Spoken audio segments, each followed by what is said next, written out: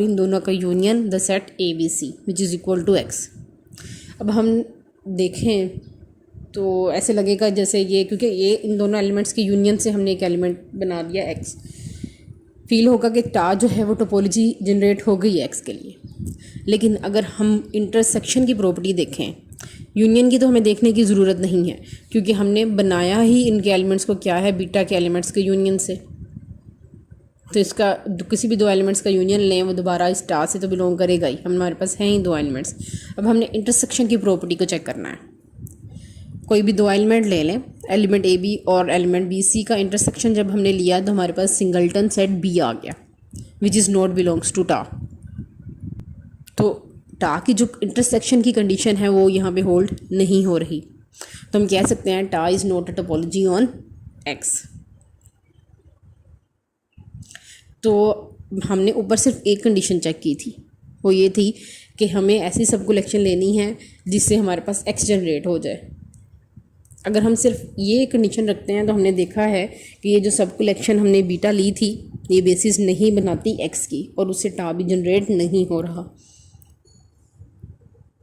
तो इसका मतलब है कि हमें एक और कोई कंडीशन ज़रूर लगानी पड़ेगी बेसिस के लिए, किसी भी सब कलेक्शन को बेसिस शो करने के लिए। देखते हैं कि वो क्या कंडीशन है। ये जो थ्योरम है ये हमें कंडीशन देगा किसी भी सब कलेक्शन को बेसिस शो करने की। तो अगर हम कोई भी क्लास लेते हैं subset of non empty, class of subsets of non empty set x की, वो बेसिस है या नहीं, अगर वो ये दोनों कंडीशंस को फुलफ़िल कर दे तो हम कहेंगे वो क्या है, बेसिस है। पहली कंडीशन हमारे पास क्या थी कि ऐसी सब कलेक्शन होनी चाहिए जिसके एलिमेंट्स के यूनियन से एक्स जनरेट हो जाए। अब हम सेकंड कंडीशन देखते हैं वो क्या है, जो कि इस थ्योरम में मेंशन है। The statement of this theorem is let beta be the class of subsets of non empty set X, then beta form a basis for some topology on X if and only if beta satisfies the following conditions. The condition 1 is for all the elements X belongs to X, there exists an element B belongs to beta such that X is belongs to B. And the second condition is for any two open sets of beta B1 and B2, and for all the elements X is belongs to the intersection of these two open sets B1 and B2, there exists an other set B3 which is also belongs to beta such that X is belongs to B3 and this B3 is completely contained in the intersection of B1 intersection B2. अब इस theorem में आप देखेंगे जो first condition है वो क्या है कि x को हम जनरेट कर सकते हैं bye taking the union of the elements of beta. और सेकंड कंडीशन हमें क्या बताती है कि अगर बीटा जो है वो बेसिस है टा की, तो बीटा के किसी भी दो एलिमेंट्स के इंटरसेक्शन से जो हमें एलिमेंट मिलता है उसके लिए भी हमें एक सेट चाहिए B3 जिससे वो एलिमेंट x बिलोंग करता हो, और वो जो B3 है वो सबसेट हो B1 इंटरसेक्शन B2 का। अगर कोई भी सब कलेक्शन बीटा इन दोनों कंडीशंस को सेटिस्फाई कर देती है तो उस सब कलेक्शन को हम बेसिस कह सकते हैं टा की। अगर वो दोनों कंडीशंस में से किसी एक कंडीशन को भी सेटिस्फाई नहीं करती तो वो टा के लिए बेसिस नहीं जनरेट करेगी। ये जो हमने क्राइटेरिया सेट किया है किसी भी सब कलेक्शन को शो करने के लिए कि वो बेसिस बनाती है नहीं, उसको हम मज़ीद अंडरस्टैंड करते हैं by taking examples. Let the set X is equal to the 3 points A, B, C, and the set beta is equal to the set C, the set AC, and the set BC. It is clear that the set beta satisfies both conditions stated in the above theorem. क्योंकि हम कोई से भी जो तीन elements हैं इनका union लें तो हमारे पास एक्स जनरेट हो जाएगा। पहली कंडीशन हमारे पास ये थी थ्योरम की, और दूसरी कंडीशन थी कि इस कलेक्शन के अंदर जितने भी सेट्स हैं इनका इंटरसेक्शन लें। अगर हम पहले दो सेट्स का इंटरसेक्शन लेते हैं तो हमें सी मिलता है, तो सी के लिए हमारे पास एक और ज़रूर हमारे पास क्या आना चाहिए, सबसेट होना चाहिए बीटा का, जिससे वो सी भी बिलोंग करता हो और वो इन सेट्स के इंटरसेक्शन का भी सबसेट हो। तो वो भी क्लियर है। जब हम द सेट ए सी और द सेट बी सी का इंटरसेक्शन लेते हैं तो हमारे पास एलिमेंट सी आता है और सी बिलोंग करता है सिंगलटन सेट सी से, और ये जो सिंगलटन सेट सी है ये सबसेट है इनके इंटरसेक्शन का। तो हमारे पास ये जो कंडीशन थी, दो कंडीशंस थी इस थ्योरम की, वो दोनों इस सेट बीटा पे सेटिस्फाई होती हैं। अब इस सेट बीटा को यूज़ करके हम एक टोपोलॉजी जनरेट करते हैं। ये टोपोलॉजी कैसे जनरेट होगी? ऑल पॉसिबल यूनियंस लेंगे हम एलिमेंट्स ऑफ बीटा के। सबसे पहले हमने एम्प्टी सेट फाई बना लिया और हमने ये जो तीनों सेट्स हैं इनको एज इट इज़ लिख दिया, और इनके ऑल पॉसिबल यूनियन लेंगे तो उससे हमारे पास सेट बन जाएगा सेट ए बी सी, जो कि इक्वल है सेट एक्स के। अब हम इसके ऊपर चेक करना है कि ये टास्क जो है जो हमने जनरेट किया है ये टोपोलॉजी की कंडीशंस को सेटिस्फाई करता है या नहीं। यूनियन की कंडीशन तो ऑब्वियसली सेटिस्फाई करेगा। अब हमने चेक करनी होती है इंटरसेक्शन की कंडीशन। अब जितने भी ऑल पॉसिबल फाइनाइट इंटरसेक्शन हो सकते हैं ताकि वो हम लें तो हम देखेंगे कि वो दोबारा टा से ही बिलोंग करते हैं। तो ये जो टा है हमारे पास टोपोलॉजी है ऑन एक्स।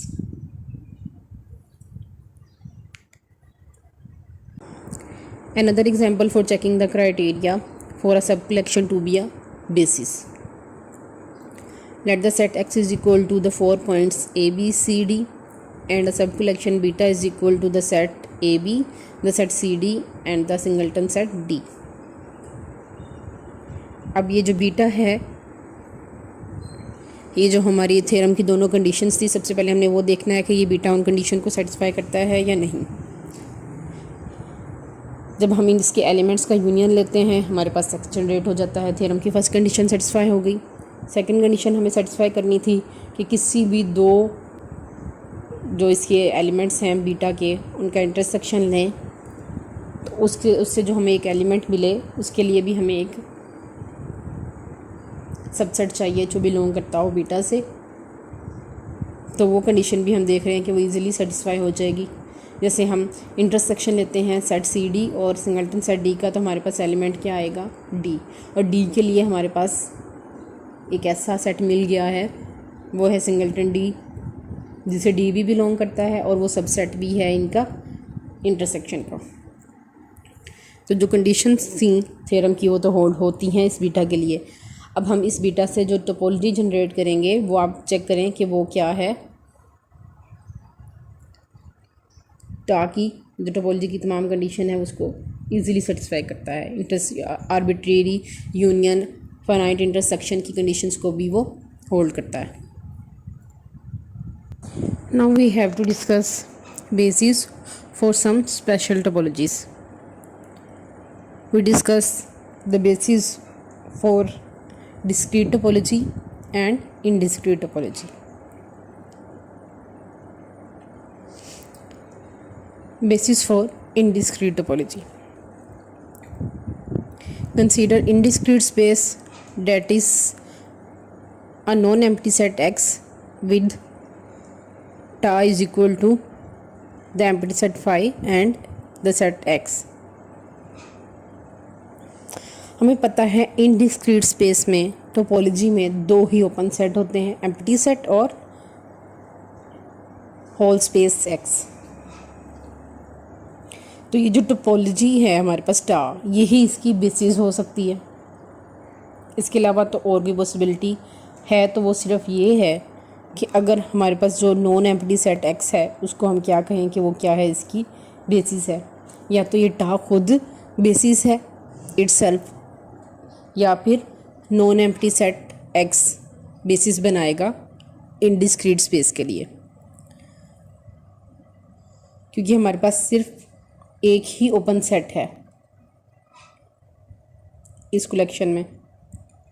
तो एक्स क्या है? हमारे पास बेसिस है इनडिस्क्रीट स्पेस की। अब हमें पता है कि जैसे हमने ऊपर पढ़ा था रिमार्क में कि अगर कोई भी सेट जो है वो बेसिस बनाता है तो उसकी जो सुपर क्लास होगी वो भी उसकी बेसिस बनाएगी। और लेकिन उस सुपर क्लास के ऊपर ये कंडीशन थी कि वो सबसेट भी होनी चाहिए टा की। तो अगर x जो है बेसिस है इनडिस्क्रीट स्पेस की, तो टा भी क्या होगा, बेसिस होगा इनडिस्क्रीट स्पेस का, क्योंकि टा क्या है, एक सुपर क्लास है सेट x की। तो इनडिस्क्रीट स्पेस के लिए हमारे पास दो ही बेसिस हो सकती हैं, एक सेट x और दूसरा टा itself. We have to discuss the basis for discrete topology. Discrete topology की बेसिस को अंडरस्टैंड करने के लिए हम एक एग्जांपल कंसीडर करते हैं। इसमें हम सेट x लेते हैं 3 पॉइंट्स के equal. The set x is equal to a, b and c and consider the set of all singletons. Beta have all the singletons of the set x. So beta is equal to singleton set A, singleton set B and singleton set C. अब ये जो beta है हमारे पास basis का जो criteria था, जो theorem है हमारा बेसिस के क्राइटेरिया के लिए, उसकी कंडीशन को सेटिस्फाई करता है। पहली कंडीशन क्या थी कि हमारे पास बेसिस के तमाम एलिमेंट्स के यूनियन से x जनरेट होना चाहिए। It is clear by taking the union of all this singletons we get the set x। और सेकंड कंडीशन थी कि बीटा के किसी भी दो एलिमेंट्स के इंटरसेक्शन से अगर कोई एलिमेंट हमें मिलता है तो उस एलिमेंट के लिए हमारे पास एक सेट ज़रूर बिलोंग करना चाहिए बीटा से, जिससे वो x या जिससे वो एलिमेंट बिलोंग करे, और वो एलिमेंट जो है उनके इंटरसेक्शन का भी सबसेट होना चाहिए। तो हमने तो कलेक्शन ही बीटा में ऐसी ली है जहाँ पे किसी भी दो सेट का इंटरसेक्शन क्या है, एम्प्टी। तो सेकंड कंडीशन क्या है, ऑब्वियस हो गई कि वो होल्ड होती है। तो थ्योरम की जो कंडीशन थी किसी भी कलेक्शन के लिए बेसिस होने की, वो इस सेट बीटा के लिए सेटिस्फाई करती है। तो इस बीटा को यूज़ करके हम टोपोलॉजी जनरेट कर सकते हैं। टोपोलॉजी कैसे जनरेट करेंगे, ऑल पॉसिबल यूनियंस लेंगे,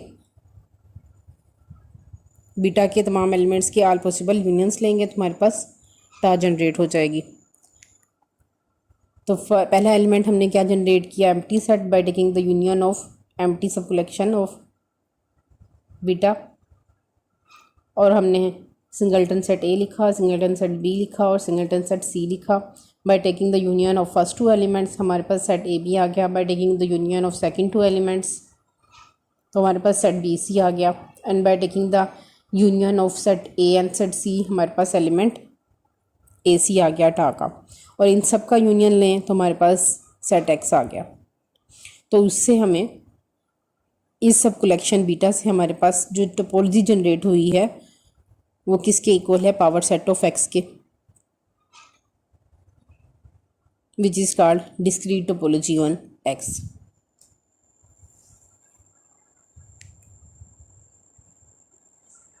तो हमारे पास एक बहुत इंपॉर्टेंट रिमार्क इससे हमें मिल गया। Let's see the remark.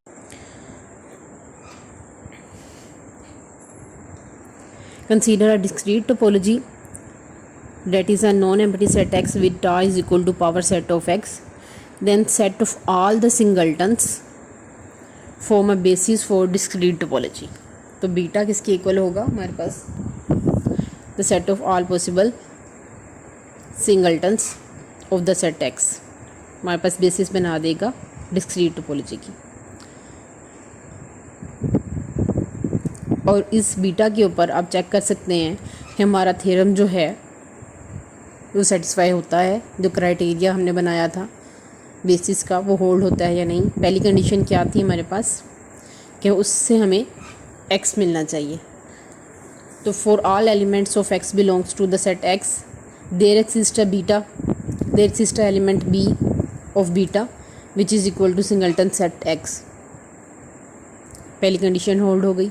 Second condition क्या थी हमारे पास कि किसी भी दो जो एलिमेंट्स हैं बीटा के उनका इंटरसेक्शन लें तो उससे जो हमारे पास एलिमेंट मिले हमें, उसके लिए हमारे पास एक थर्ड एलिमेंट या कोई भी एलिमेंट होना चाहिए बीटा का जिससे वो एलिमेंट x बिलोंग कर जाए और वो जो एलिमेंट है एक्स बिलोंग कर गया है जिस सेट से बीटा के, वो सबसेट होना चाहिए इनके इंटरसेक्शन का। तो सेकंड कंडीशन को चेक करने की ज़रूरत ही नहीं है, क्योंकि हमें पता है कि तमाम जो सिंगल्टन्स हैं उनका आपस में इंटरसेक्शन क्या होगा, एम्प्टी। तो सेकंड कंडीशन ऑब्वियसली ट्रिवली जो है वो सेटिस्फाई हो जाती है। तो अगर हमारे पास कोई भी सेट एक्स है तो उसके डिस्क्रीट टोपोलॉजी के लिए हमारे पास बेसिस क्या होगी, उसके तमाम पॉसिबल सिंगल्टन्स का जो सेट है वो उसकी बेसिस बनाएगा। Basis for usual topology Rn. Now we have to discuss usual basis for the usual topologies on Rn. Now onwards we use the notation R and U for the usual topologies Rn. Rn U show the usual topology on Rn. First we consider Ru, that is usual topology on R. We already studied that the usual basis for Ru is the set of all possible open intervals. Basis for usual topology on R square. Consider R square U, that is R square with usual topology. Then usual basis for R square U is the set of all open disks. So the set beta is equal to the order pair, all possible order pairs, such that the square root of x1 minus x dash square plus y2 minus y dash square is less than delta या less than are. कुछ भी आप यहाँ पे कोई भी real number लिख सकते हैं, मैंने यहाँ पे डेल्टा लिख दिया। तो ऑल पॉसिबल जो ओपन डिस्क्स हैं वो हमारी क्या बनाएंगी, basis for R square with usual topology के लिए। हमें क्या शो करना होता है किसी भी सेट को बेसिस शो करने के लिए, कि आर स्क्वायर के हर एलिमेंट के लिए हमारे पास एक एलिमेंट होना चाहिए बीटा में से। अब मैं कहती हूँ कोई भी ऑर्डर पेयर से, मैं एक ऑर्डर पेयर ले लेती हूँ एक्स वाई प्लेन में, तो उसके लिए मुझे एक ओपन डिस्क मिल जाएगी बीटा में से। और यही हमने शो करना है कि आर स्क्वायर के हर एलिमेंट के लिए हमारे पास एक एलिमेंट होना चाहिए बीटा में से। तो बीटा क्या होगा, उसकी बेसिस बन जाएगा। और इसी तरह कुछ और बेसिस भी हम बना सकते हैं usual topology R square U के लिए। The set of all open triangles. यहाँ पे ओपन ट्राइंगल्स का मतलब ये नहीं कि जस्ट एक ट्राइंगल की shape, the interior part of the triangle भी। ऑल ओपन ट्राइंगल्स जो हैं वो हमारे पास क्या बनाएंगी, बेसिस बना देंगी, यूजुअल बेसिस बना देंगी आर स्क्वायर के लिए।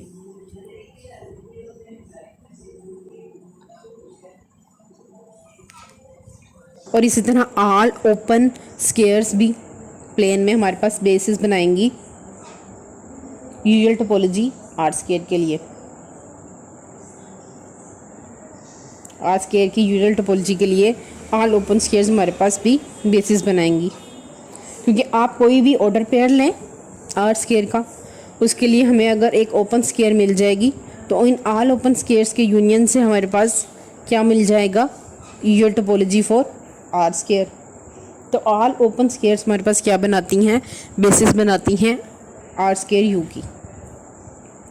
अब इसको मज़ीद एक्सटेंड करें, हम ये कह सकते हैं कि usual topology on R n क्या है, R n U, R n with usual topology, उसकी बेसिस क्या होंगी, the set of all n balls. हमारे पास क्या बनाएंगी, usual basis of R n U की बेसिस क्या होंगी, the set of all n balls.